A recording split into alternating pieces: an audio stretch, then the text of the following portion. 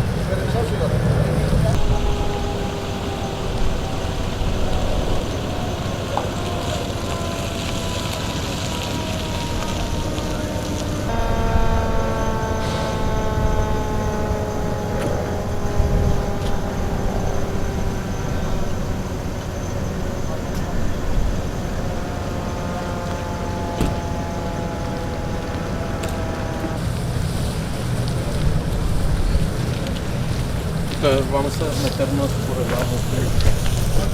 Cuidado ahí. Hey, Beauty. What? ¿Se puede parar?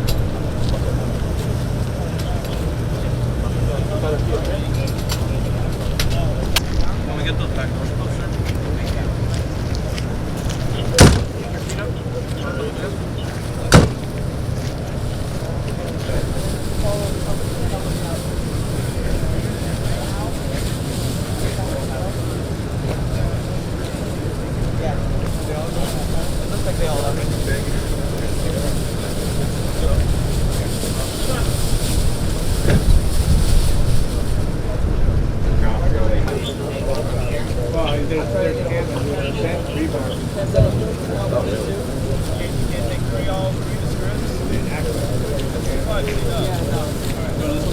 Yeah, we're gonna go on the actually side and without him.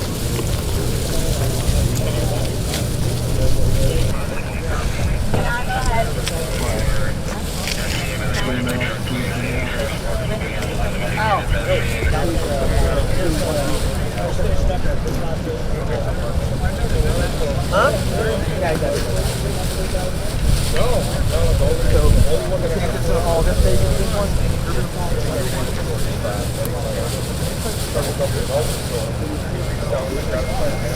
walk. That's right there.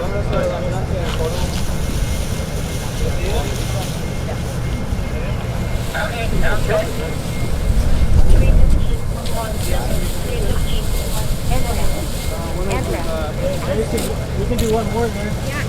Keep us Okay. Sorry, man. I gotta get him an ambulance. Okay. Al, you got that one? Yeah, I got the next one. All right, good. I want to hear about it. Just follow the other one and both one.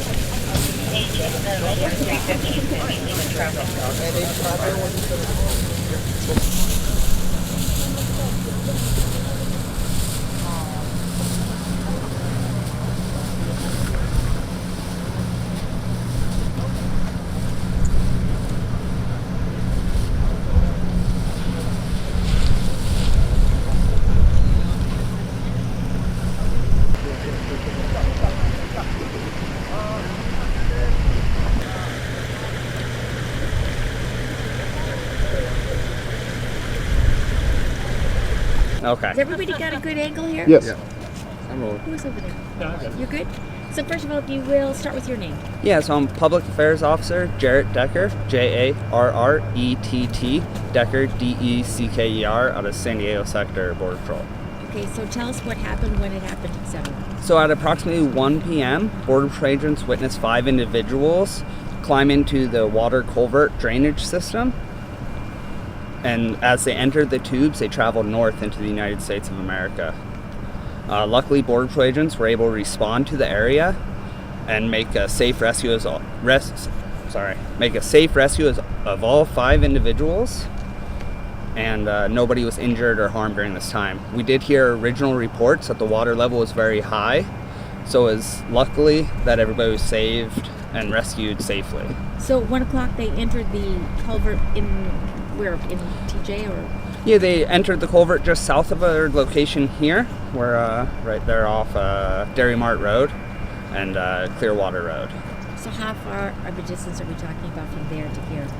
Rough estimate, I'm going to say a quarter mile as a crow flies. Now, they all looked like they were suffering from hypothermia, and they were all taken to hospitals?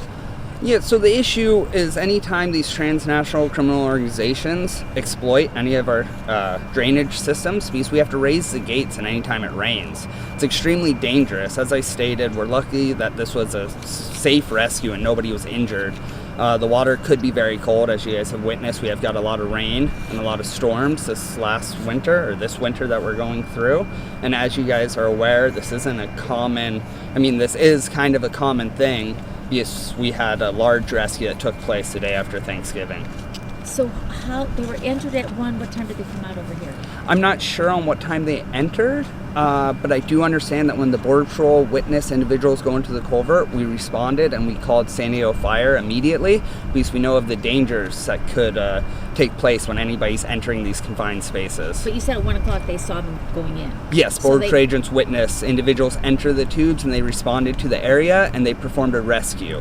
So that was like 1 o'clock. Yes. So it was.